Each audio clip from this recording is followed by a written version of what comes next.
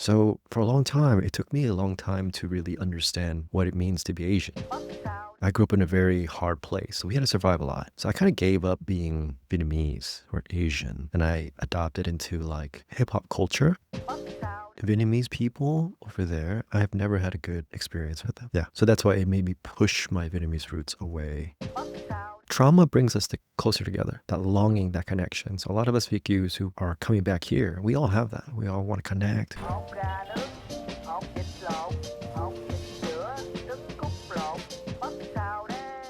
Welcome to another episode of Discover Vietnam, a Vietnam podcast, our new name, with me, your host, Neil Mackay.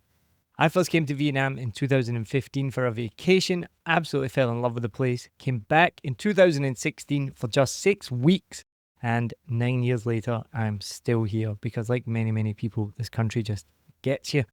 I started this podcast in 2019 one day because I was bored and I loved podcasts and I wanted to get to know more about people that are connected to Vietnam.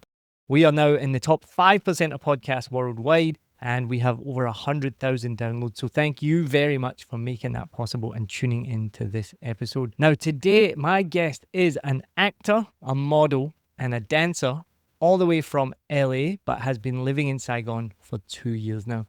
He's Viet Q, and we're going to be talking today about what it's like to fit in as a Viet Q in Vietnam, because I know through my many conversations on this show, it has its own unique challenges. We're also going to talk about the film industry here in Vietnam compared to the US, and why did he make that decision to move all the way from LA to Vietnam. My guest today is Devin Hong. Devin, thank you so much for joining me on Discover Vietnam. Thank you. Glad to be here. So you're a model, actor, and dancer. I've got to share with you my one acting story. I'm not an actor. I'm barely a podcaster. But there's this thing in Vietnam. So we met just a couple of days ago, and we met with your, would you call him an agent? Or what would you call him? Yeah, he's like my agent. He's an also agent, a right? friend. A friend and an agent. When I told him about this, he was like right away. He was like, yep, 100%. Have you seen it that there's often a shout out on expat groups that they're looking for a very specific type of person for a very specific role? Yeah, I've seen some of those. What do you think I'm talking about? I guess what I'm guessing is like tall white man for any type of European looking. Age group? What age group? And what kind of role would they want the person to play? Usually a dad, a teacher, a tourist. Well, the one that comes up quite often is a doctor. Is very often, and normally someone in their kind of 40s, things like this. So I responded to one of those ads a couple of years ago. It was like, we're looking for, a white guy, always of a certain age group, and nearly always to play a doctor. So I responded, and sure enough, I was like a scientist for a milk commercial, and it was a fun experience. It was crazy, I go along and did a casting, like a interview, I guess you call it. And they put a white jacket on me, they get me to say a line and completely botched it, but somehow they were like, yep, come back tomorrow. I don't understand how these things happen so quickly as well. It's like, come now, come tomorrow, we're going to get started. So I went along. I obviously looked too young, so they covered me in makeup, put grey hair on me, sprayed grey hair on me, made me have some wrinkles and things like this. So I was there for half the day, just getting ready, getting fitted. And you put on all these clothes that they have. As a non-actor, never been in this world, it's a weird experience. You just show up, they're like, yep, go in that room. I just sit down. They don't tell you what's happening. They do your makeup. Next minute, someone's bringing clothes over, shoes, everything, like all of that. Before you even get to the set, then I get brought on set. And I had one line. It was for a powdered milk for a baby commercial. And I'm not going to lie, there was a bit of my morals were like, is this true? I don't know. It's like, it's this milk formula and it does this to your brain and helps with child development and blah, blah, blah. And I have to say this line. And the whole time I'm thinking, this could be like baking powder that's in this thing that we're selling. I don't know. But I had to keep doing this line. And the funniest thing about it was that they said to me that my hands had to be more natural. And I was like, I have no clue what that means. I don't know what natural hands look like. And the more they kept telling me like instructions, like make your hands more natural, I was like, I now have forgotten the one line that I have to remember. And then there's my thumbs were up too high, so I had to bring my thumbs in and blah, blah, blah. And then eventually, a month later, I saw the commercial got aired. They changed my voice, of course, for some American voice. And I was in this commercial, literally blink and you miss it. It was about a second. and I saw it had about 7 million views. I was like, that's pretty cool. So that's my one acting experience. Do you relate to any of that? Yeah, when I first started, when I did my first commercial, I was very nervous. Of course, they came in and did the whole makeup thing as well, right? But like in Asia, they just love to put a lot on you, you know? Because, it's like they want to make you look young and bright and white. So mine was the opposite. I was caked because I'm so white and so pale. I'm like translucent. I'm so pale. They caked me. I'll show you the picture afterwards. They caked me in dark makeup. Like I was so brown. I sent a selfie to my wife. I was like, look at the state of me right now. But it made sense because they have the bright white lights. So I guess if they hadn't, because in the video I looked normal, whatever normal is, but I didn't look dark and I didn't look pale. And I was like, if they hadn't put that dark makeup on me and then these bright white lights, I probably literally would have looked like Casper the Ghost. It just looks like that for us Asians. I don't know. Like, this is what I've noticed in Asia, is everyone kind of glorifies the really pale look. Weird. And we're the opposite. Yeah. Like in America, we want to have like a natural look, right? Sure, like if there's imperfections, you want to cover that, or if that role is a little bit younger, X, Y, and Z, right? But for some reason, here, they just want you to look like you just got out of like a ghost movie or something like that. You just look so white. That is a consistent thing with acting here and TV commercials. I think everyone's different, right? Like depending on what the role is. Like obviously, if you pay like a southerner and you're in the farm and stuff like that, right? Then they're not trying to make you look like you're some prince from the moon or something like that, right? But like if you're doing a commercial and you're kind of dark, I guess they kind of want to make you look more fair, I guess. Fair is the right word. Now you've got me thinking about it, and I think about all these commercials I see. Yeah, they're always really, really pale. Like all of our lines are gone, right? Like you don't see nothing. There's no, age, little wrinkle marks, anything. It's just. Well, if you are watching this, we're going to redo our faces afterwards and make us look perfect. There'll be no lines or anything. So make sure make us look good. Yeah. No, I'm lying. We're going to look like totally vampires, okay?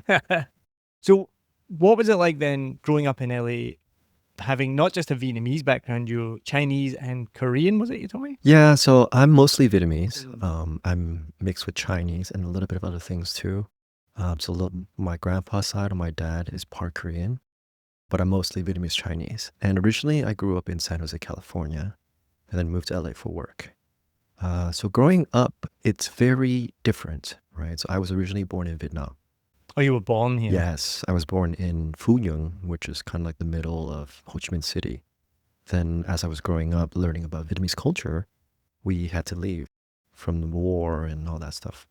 So me trying to learn how to be Vietnamese and then flying all the way to America, and now I have to be American, which no one knows what that is, right? Because we're trying to assimilate, we're trying to work, we're trying to build something there. So for a long time, it took me a long time to really understand what it means to be Asian. And I grew up in a very hard place. So there's a lot of fights, a lot of things going on. So we had to survive a lot. So I kind of gave up being Vietnamese or Asian. And I adopted into like, I guess more like hip hop culture. That's when I became a dancer. And it gave me more of that American culture and personality. And then 20 years later, which is now, it's my first time coming back to Vietnam. And I was like, oh my God, this is Vietnam? This is where I was born? It's nothing like what I've seen on TV. It's nothing like what my parents have said. And it was just a total culture shock for me. How old were you when you moved to the US? So I was about 3 years old. Yeah. So you don't remember much of Vietnam before then? It's weird, but I do remember little things. I remember that I was playing outside, and I see like people eating and like cooking food, around the street. I always see little dogs. I see the red stools, like, little things like that, right? Little glimpse of the cultures that I remember when I was young. But then after that, like nothing else. Yeah. So when you're growing up in California, what were some of the stereotypes that people perceived of you and your family? Well, first of all, they didn't even really know what kind of Asian are you, like, they're like, you're Asian, you're probably Chinese. I'm laughing because literally just had this conversation with a previous guest as well. That she went over to the US and it's a similar thing. They're just like, Yeah, yeah. I don't know what it is. Maybe it's ignorance. Maybe people just don't care or they don't want to care, right? But you're Asian. You're either the light-skinned Asians, which are the Koreans, the Japanese, the Chinese, or you're the darker Asians, right? The Southeast Asians, whether you're either the Filipinos, the Cambodians, the Vietnamese. But that's it. The dark Asian and the white Asian, right? I've never heard it described like that, but yeah, that makes complete sense. So yeah, so they thought I was Chinese and they thought I was Filipino, depending on how dark I was, you know. So like even when I was going through roles in LA, they're like, we're looking for an Asian guy. That's it. Yeah. And then my agent will be like, oh, yeah, here, go audition I've for got the this. perfect role for you. And you're like, Yeah, what are you looking for? And then I don't know why I see all this Korean dialogue. I'm like, oh, I can't speak Korean. Not like that. But then they're like, it's okay, just go. Just they don't care, they don't know. And I was like, and you know, when you first start, right? So it's like, all right, I'll do my best, I'll try, you know? You get into the role, but you're like, all right, but is this culture appropriation? Whatever, let's do it. But as you keep going, you realize, okay, you know, like that's not really me. That's not the role that I can really encompass, right? And of course, being Asian American in the States, what does that mean? You know, like to me, I guess I don't want to be like so blunt, but I feel like Americans, we have our own culture, but they're all like different from everyone else, right? Like Europeans, you know, when they came to America, now they're adopted American culture. They're not European, British, or anything like that. Same with Asians. Does that mean that we kind of lost our culture and we just adopted a new culture? So it was hard, right? Because like all of us Asian Americans were kind of loud, I guess. You know, we're a little bit expressive, we're creative, we're independent, right? We had to struggle, we had to fight for whatever we have. And that's how we grew up, right? So we're like that. So even coming back here, right, I was like, oh my God, Vietnamese people here are so nice. Because all the Vietnamese people or all the Asians I met over there, they were all like gangster. They're all like, yo, what did you say to me? You know, like that's what I'm used to, right? All the time. When I come here, everyone's like, oh, hello. Oh my God, welcome back. Like, you're so nice. How can I help you? And I was like, oh my God, like, this is Asian culture, right? But yes, so it was hard to really solidify my identity as Asian or even Vietnamese in California. Because a lot of us, we weren't really, I guess, like nice kids, you know? We grew up kind of hard. So a lot of my friends who are Vietnamese or Asian, they were all rough. So I grew up like that, right? So that adopted into like hip hop culture and dance culture. So, you know, we adopted that. And then coming back here, it's like, oh my God, we're so different. And we might look the same too, right? Like a lot of Vietnamese people saying, yeah, like you're Vietnamese, but you don't really have our way of doing things or our behavior, the way of talking. It's like you're wearing our face, but you're not really us. And that's probably something that's been very hard for me navigating back here in Vietnam. This is what I've heard before. It's really, really difficult coming back. And it's been so inspiring and intriguing hearing the stories of so many VQs who have grown up in the US, very similar, left post-war. The parents don't understand why they want to come back to this country because they're going to get locked up or it's dangerous or it's unsafe. And then the children come back and they're like, this place is amazing and the people are lovely. So as a VQ, then what are some of the daily struggles that you face here? I faced so many. When I first got here, my Vietnamese was not good at all. I think like we've learned to say little things like, oh, food, right?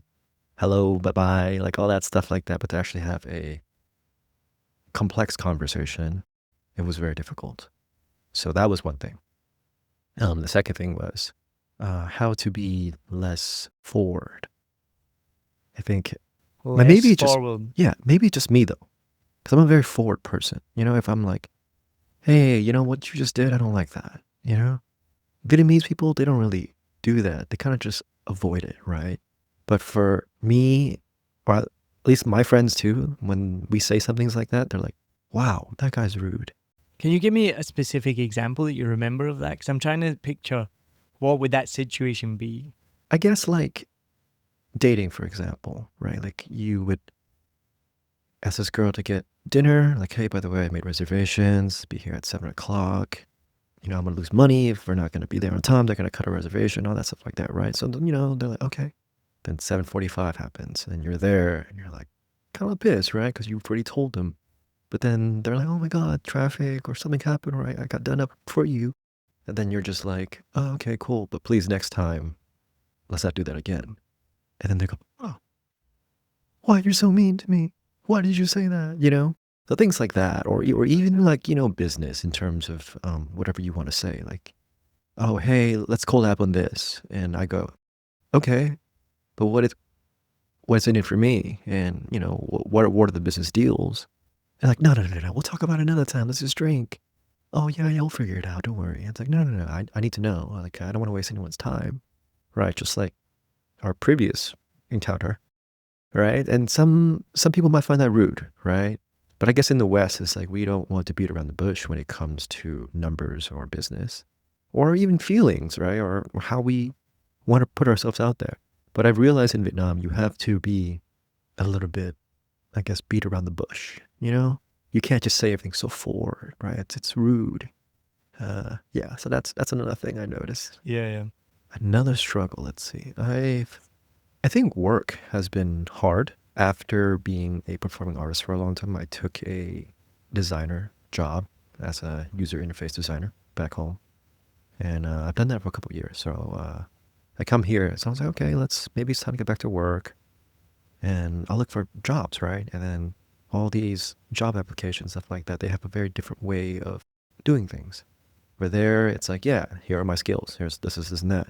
But here, it's about relationships. It's about, hey, yeah, I know this guy. Get him a job, right? But even with that, like, that's just the first level of that, right? The second part is like, when you get there, you realize there's a hierarchical chain that you have to cater to. Because in the West, I guess it's like you do your job, you talk to your manager, everything's good, cool, we move on. Over here, it's like, no, no, no, no, no. You're going to do my work, your work, and you're going to shut up. You're going to keep going. Oh, it's time for you to go home? No, it's not time for you to go home.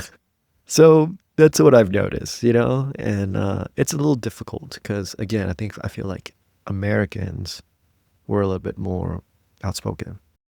So things like, hey, it's been 8-9 hours. I'm not giving you any more of my time, But here, since maybe they're so used to it, they're like, okay, yeah, you're gonna give us more of your time. There's nothing you can do about it. But if you speak out, okay, you're gonna get fired.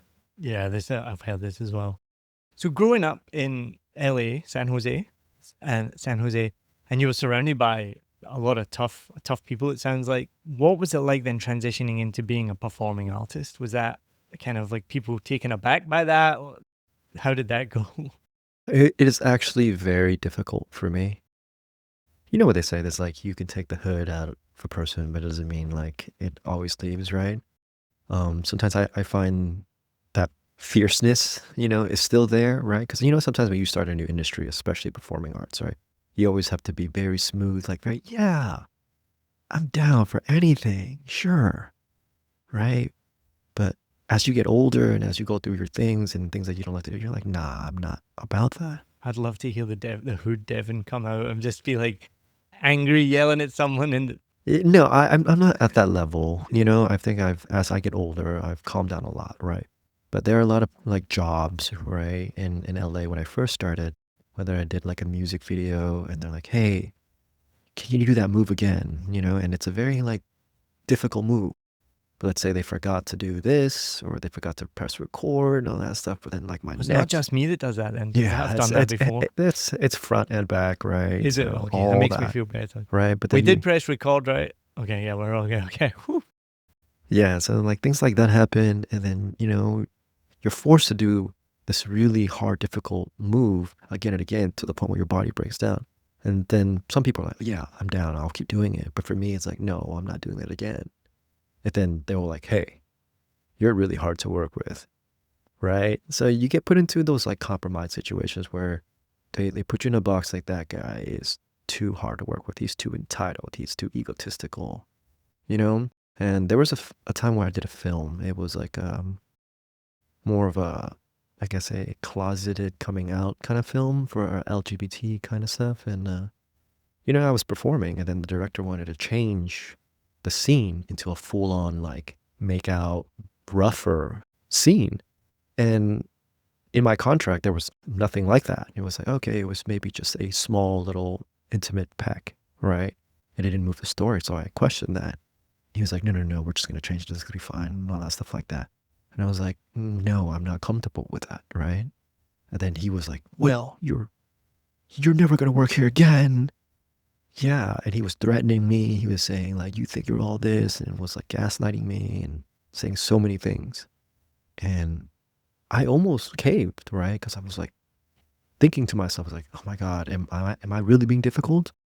Or a part of my soul was like, no, like, if you do this, it goes against who you are.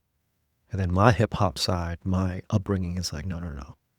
No amount of fame, money, or work is enough to make me lose that part of me. So I told him off. I was like, no, I don't care. Or we were like 2 months into shooting this short film, and I was like, no, cancel everything. I'll send you your money back, sue me, whatever, and never saw him again. And what was the final outcome? You left the project? I just left the project, yeah. Did you have to pay them back? Yes. Oh shit. Yeah, I know. It was a portion, but like my agent understood, Yeah, yeah. And then was it quite egregious for a director to do something like that? I can't say that all directors do that. I guess because, like, in art, right? Like, when you see something, you're like, okay, this might be a pivotal point in something. Because you've seen like performances where people push each other, right? To give that really good performance. And sometimes it's not very nice, but like the product that comes out is amazing, right? Then you realize the process that came to that, right? So maybe that was that. But to me, it didn't speak to me. It's one thing to push me to be the best performer, but it's one thing to add a certain, like, appeal to it that would put me in a negative light. And I didn't want that, even as a dancer too. Like, a lot of us we come from this background, and when we dance and we put our heart out into it, we want to make sure we put our best, right? But if it's not our best and we lose or whatever it is, and we didn't do everything that we practice, it makes us feel really empty, So, yeah, I don't know if all directors or all art is like that, but that was my experience on that set, I've had plenty of great experiences on other sets, but just that one really gave me a very bad vibe for a while. Actually, that made me stop acting for 3 years, and that's when I pivoted to design. Wow. Yeah. Well, I have one last question about acting, which actually I'm really interested to hear your answer on this, because it's something I've heard people talk about. I've seen the outcome, and even now it makes me cringe a little bit. Have you, as an Asian actor, been asked to do an accent or a voice that you're uncomfortable with? Because my frame of reference is there's a Indian Scottish actor in Scotland, and he's fantastic. But what made him famous, he was like the shopkeeper in this, not sitcom, but sitcom for want of a better word, comedy show. And he had to put on this Indian voice, right?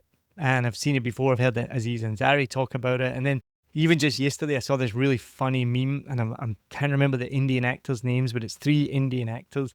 And one of them is like, I hate it when I get confused for this other guy. And then that other guy commented like, no, I get confused for you all the time. It's amazing. I got this role because they thought I was you. And then this other guy was like, wait, it happens to you too as well. It happens to me. And it's like the 3 of them. And then it finishes, I think, with Sarah Silverman going, I didn't realize you guys were all the same person, or something like this.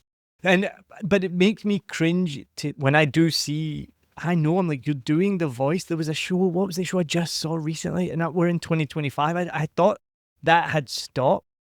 And I saw this actor, and I think he might have been Indian American, and they had him doing the voice, the accent. And I'm like, can't he just use his own voice? Have you had that experience? I haven't done any like voiceover stuff, but I have done auditions, for being other Asians for sure. So I definitely had to do, the Korean, ooh, and then the Japanese and stuff like that. But like, that's it. And with Vietnamese, it was much easier. But they always kind of like confuse it with the Chinese, you know? Like, can you do the Chinese accent? I was like, wait, can I do it? Would it be racist? I guess I'm part, right? Well, you talked about cultural appropriation earlier, then. So then are you now culturally appropriating another race by doing their voice? Because we were just talking last week, me and Tay, about Joe Coy. I don't know if you saw the Joe Coy bit when he does all the accents and he talks about Koreans sound like they're stoned, and then he does a Vietnamese accent, which Tay was like, they're not it's so accurate. And Joe Coy is Filipino, and he does like a Filipino accent and things like this. The other thing that I think I wanted to ask you about is how many other races or countries do you get confused for? Because there's a really funny comedian here in Saigon called Matt Tran, and he's Vietnamese VQ. He's from California as well, and he does a joke about how he'll get confused for Mexican. He'll get confused. He's like, I could literally be any other race, and they'll think that that's me. Do you get that as well? Yes, actually. So, well, I also know Matt Tran. He's a friend of mine when I first moved here. You know, him and his wife, Annie. So shout out to them. But yes, I get confused all the time. So when I first got here, of course, they were like, oh, you're Vietnamese, but you're not fully Vietnamese. Then I got the Chinese, then the Korean, then the Filipino, and then Thai. Yeah.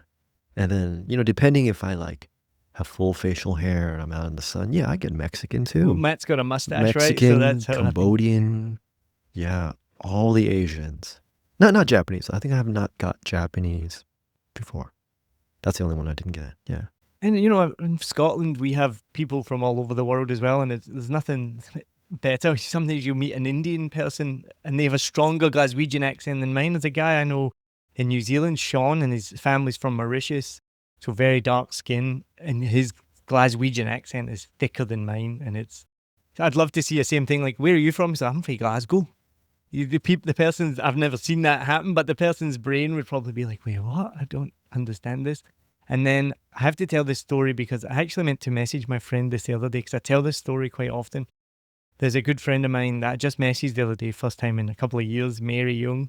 And first time I ever met her. She denies that this ever happened. But Mary, this happened. I remember it. The first time I met her, I just said, where are you from? Literally just, where are you from?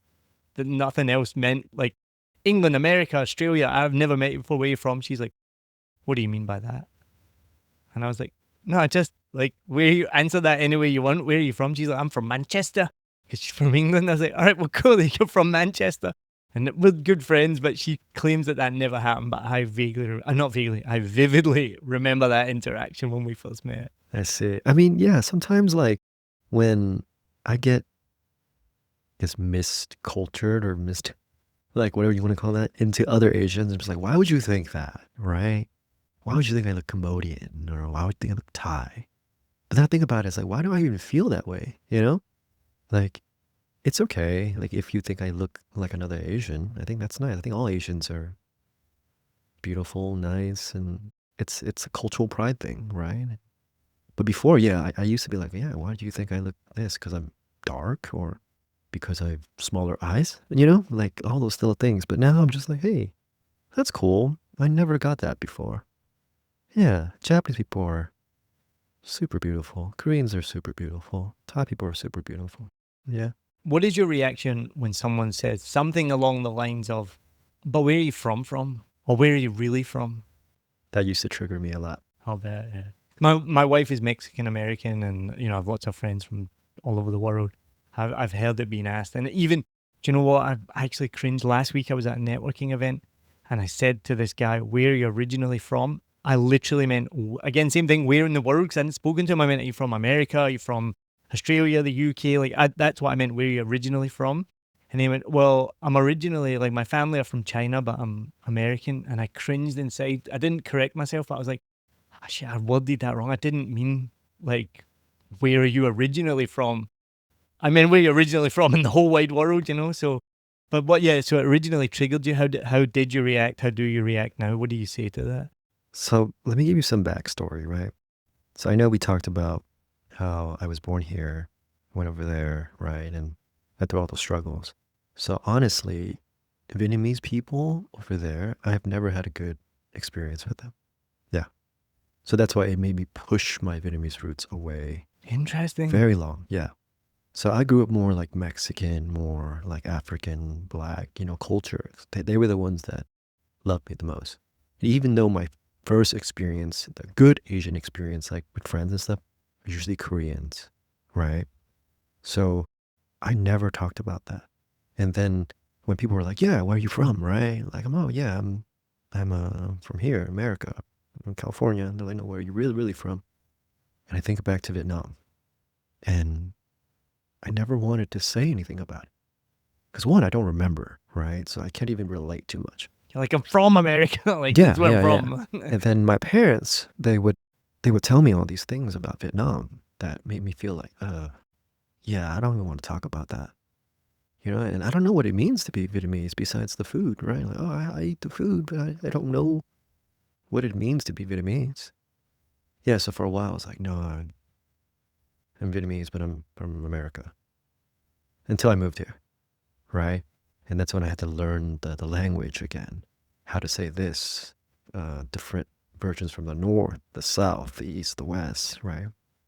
And then the culture, the difference in culture.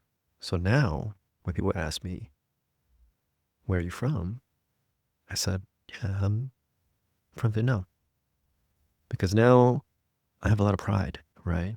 And it's not just pride that's just the flat, because obviously, well, we're not going to talk about that. But there's a lot of different opinions, about Vietnam. But then that's so long ago. And there's a lot of pain there as well. But I think now it's 2025, right? Let's move past all that. Whatever Vietnam is before, that's before. What Vietnam is now is now. So I'm very proud to say that I'm Vietnamese and this is where I'm from. I'm from Vietnam. It's a really amazing transition to go from that. That's quite inspiring. So what made you then make that ultimate decision? You're like, I'm leaving the US, I'm going back to Vietnam. And the question I've asked this to a lot of VQs like yourself is, what was your parents' reaction? It was very difficult. Well, I was working at a very big tech company. I was working along like 60, 70 hours a week. Then I got really sick. I got really sick. And, after that, lost my job, all that stuff like that. And was lost. And then a friend was like, hey, you should come to Vietnam. And this is the first time that I've heard about Vietnam in like 15, 20 years. Had you ever been back before? I'd been when I was younger, like maybe like 5 years old, just to see what it was like and maybe like a quick transfer back in there, but nothing like, oh, a month or two just to see what it is. And obviously it's changed so much, right? But yeah, so a friend of mine asked me to judge a dance competition here. And I was like, okay, I love dance. But even though dance was so far from me during that time, right? It's just like, I didn't want to do anything, but I'll come anyway. I'll come. So I came when I judged the competition. I was like, oh my God, this is Saigon. This is kind of where I was born, right?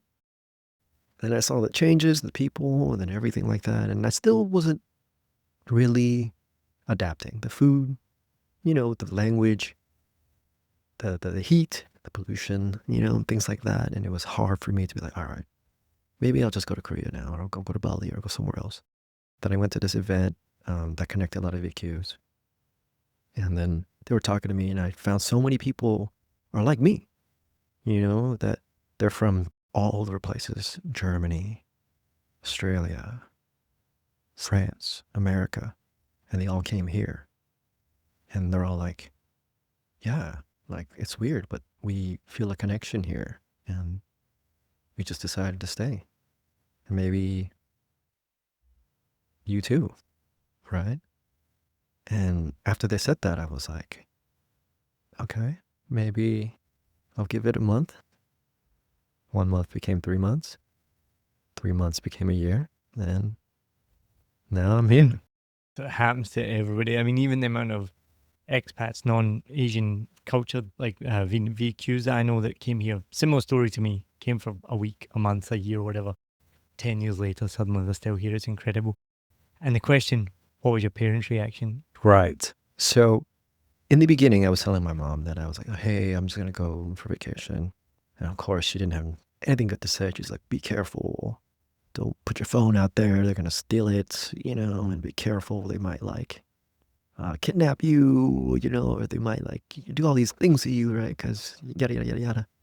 And my father, the same thing, was like, don't trust people from the South. Don't trust people from this place, right? So it made me really anxious, right? Because I was like, oh God, like, is it going to be one of those? And I've traveled a lot. I've been to like 15, 20 countries. I was like, solo traveling, it's fine. But why does going back to Vietnam make me so anxious? I didn't know what that was feeling. But of course, maybe because they were scaring me and obviously their history, their trauma as well. But when I got here, I was like, none of that was true. The phone thing's kind of true. The kidnapping, I don't think so much. Yeah, all that stuff. But like, like, I get it, right? Like, they think when you first come here, you're a VQ or you have money or you do this. And, everyone's trying to make an extra buck. It's also everywhere, like even Korea, like China. We travel, people do that, right? But when I got here, all they were was just welcoming. Even when I was at the immigration, they were like, oh, first time back? And I was like, yeah. He was like, welcome home, brother. And I was like, dang.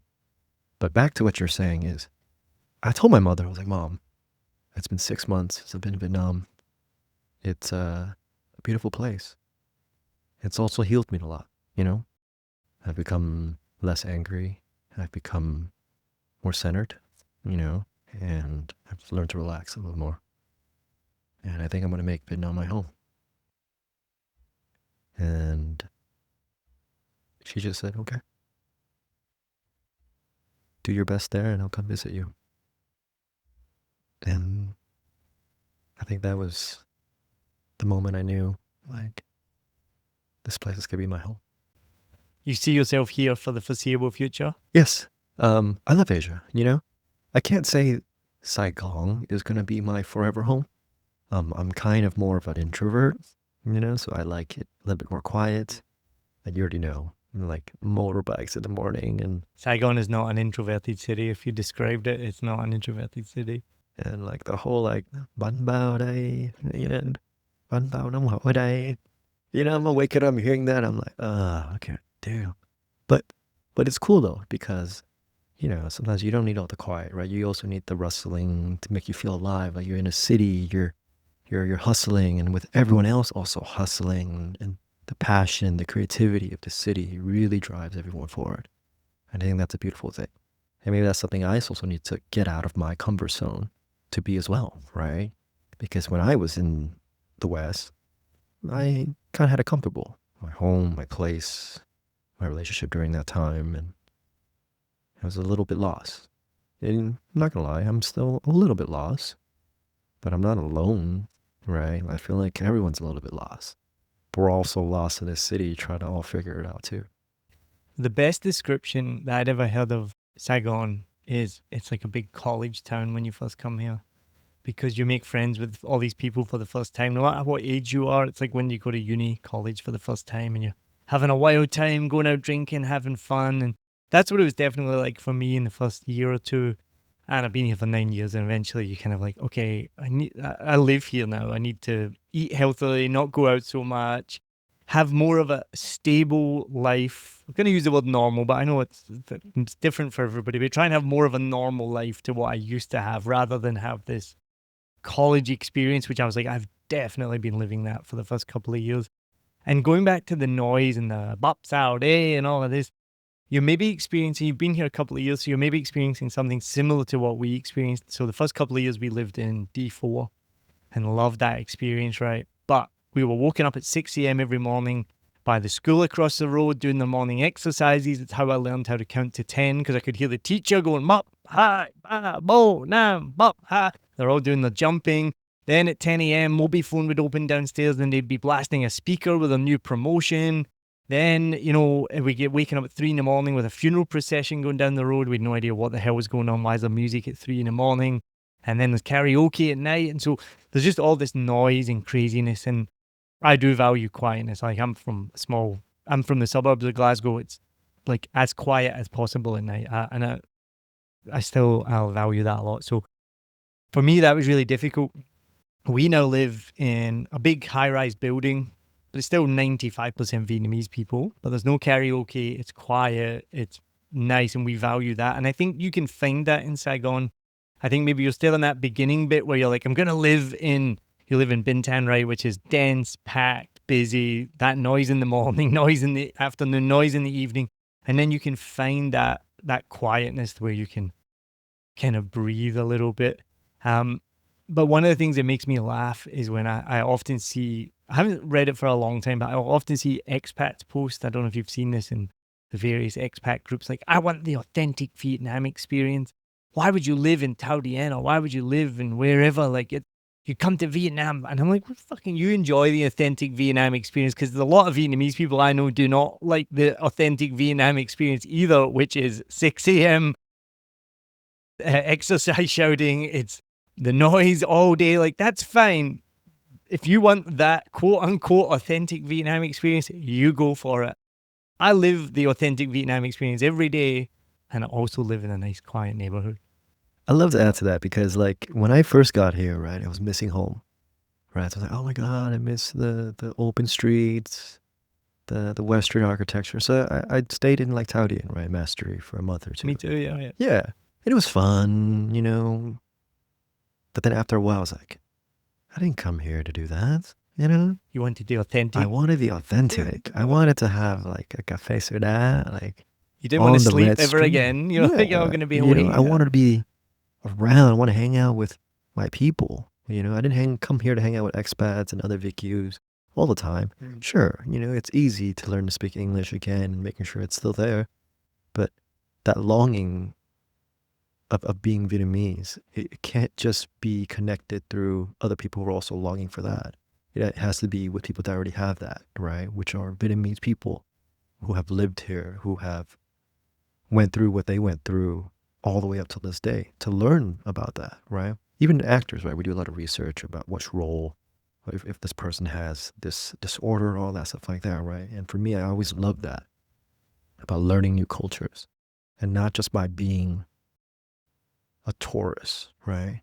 But by being a traveler, or being by someone who resides in a place that you know nothing of, to learn from people who look like you but have experienced something totally different.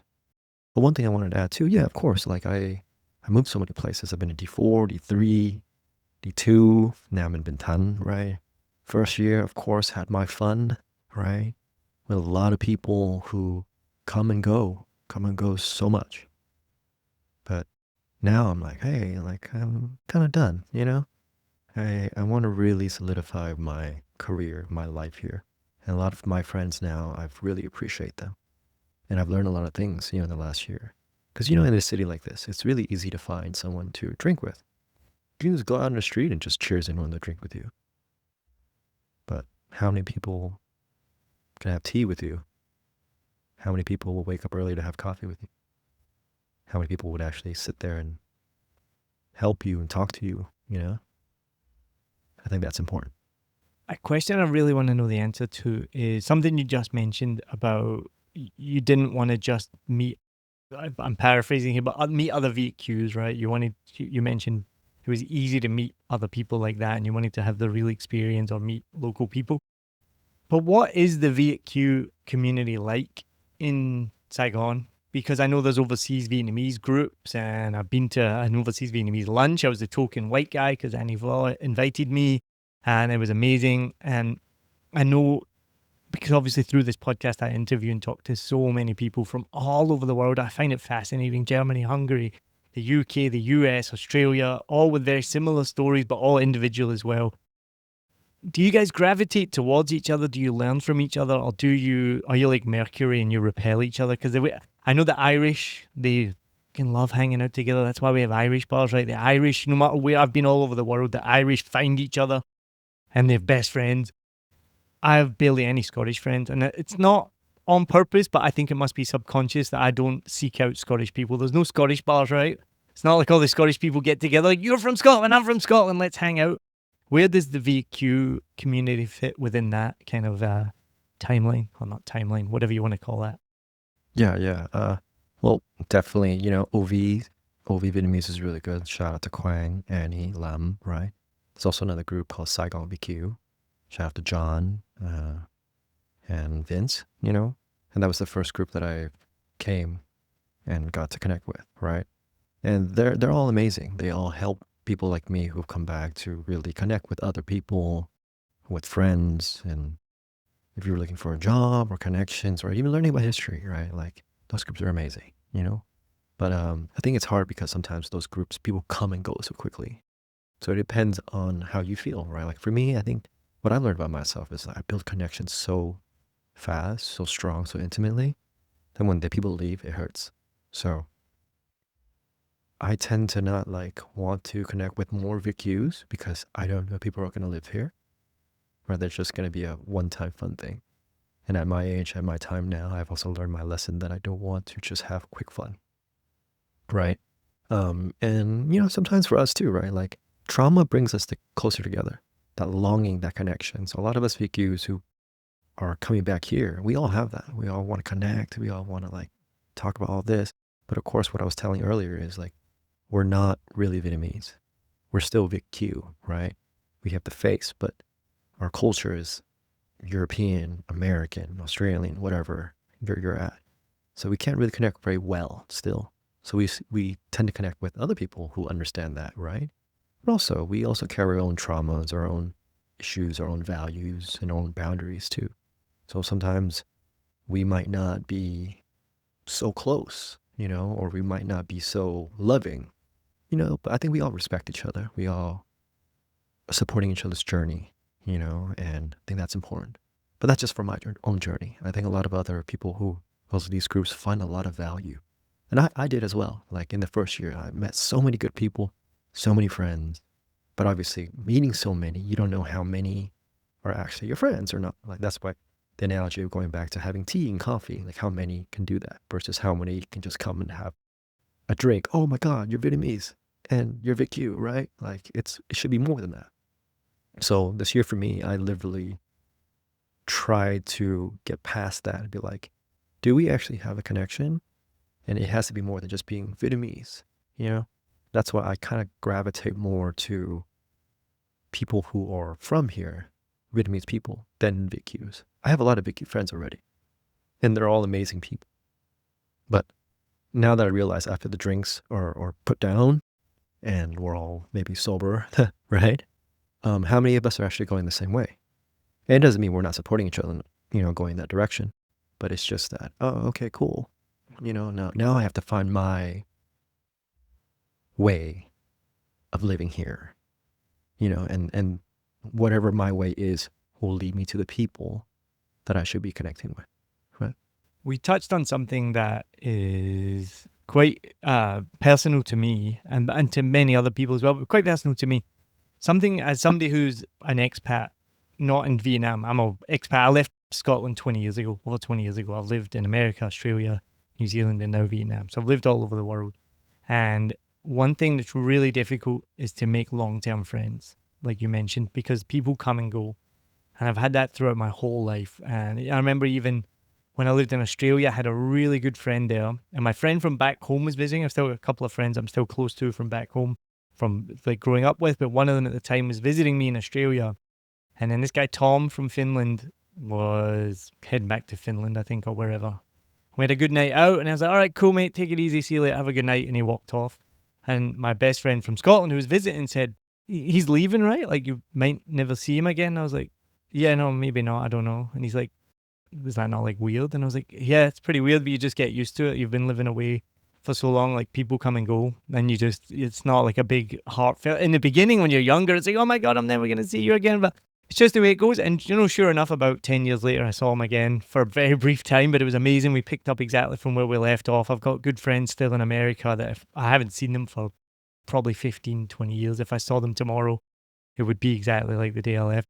But it's difficult being here in Saigon, specifically as well. When we first came here, we didn't expect to be here for so long. We knew people, they were like, I won't go to somebody's leaving party unless they've been here for more than 2 years, because there's so many people that come and go, and they everyone's having a leaving party, but they've barely been here. And it is difficult. We've had friends come and go. Luckily have really good friends, Lewis and Kim, who live here and been here forever, but it does make you wary about being friendly with people. And we've even just made plans to go out for dinner this week on Friday. I'm really, really excited. We met him on the weekend. We haven't met his wife. Really, really nice guy. But he works for the American Embassy, and he literally has a 2-year placement here. And immediately as I was talking to him, I was like, I really like this guy, but I know he's leaving in 2 years. It makes it difficult. Like, we might become friends for life, right? I don't know. We're just going out for dinner. Don't want to put pressure on the dinner. But it does immediately in my head, I'm like, he's leaving. And so it makes it really hard to be like, but that's just the part of being an expat. Yeah. Again, I think for me, I went through a lot of friends, up and down, so many, especially as a dancer and as a performing artist in LA, right? And I was like, oh my God, I made so many great connections with these people, and then now I barely talk to them.